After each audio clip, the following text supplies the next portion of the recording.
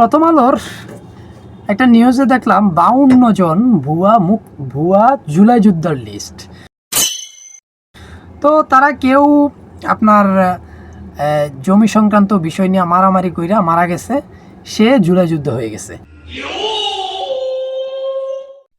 কেউ হাসপাতালের বেডে মারা গেছে, সেও জুলাই যুদ্ধ হয়ে গেছে। আবার কেউ অ্যাক্সিডেন্ট করে মারা গেছে, সেও জুলাই যুদ্ধ হয়ে গেছে। তো 1 বছর আগের ঘটনা, মাত্র 1 বছর আগের ঘটনা, সেখানে আমরা বিকৃতি ঘটাই ফেলছি, সেখানে আমরা ভুয়া জুলাই যুদ্ধ ঢুকাই ফেলছি।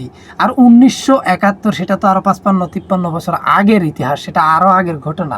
55 বছর যে কত রকমভাবে মুক্তিযুদ্ধরে কুক্ষিগত করা হয়েছে, মুক্তিযুদ্ধের ইতিহাস বয়ান পাল্টানো হয়েছে, কত মুক্তিযুদ্ধ নতুন নতুনভাবে আবির্ভাব হয়েছে, তার কোনো ইয়ত্তা নেই। সেদিন একটা নিউজ দেখলাম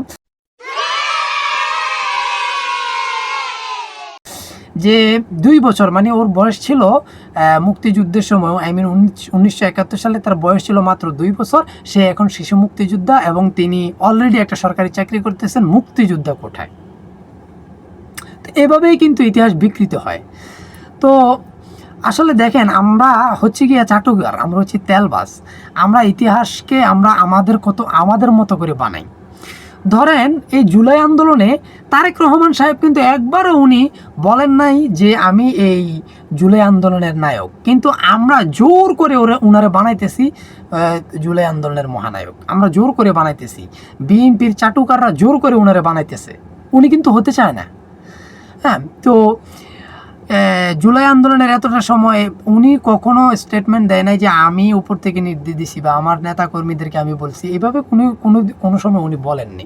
এভাবে বলছেন যে আমাদের নেতাকর্মীরা সংযুক্ত ছিল, কিন্তু আমি নির্দেশ দিছি, আমি নায়ক, আমি এর নির্দেশদাতা, এইভাবে কখনো উনি কথা বলেননি। কিন্তু ওনাকে আমরা বানাইতেছি, আমরা এখান থেকে স্লোগান দিতেছি যে তারেক রহমান সাহেব জানেন নাকি জুলাই আন্দোলনের নায়ক আপনি, এটা আমরা বানাইতেছি, আমরা বলতেছি, উনি বলেন না।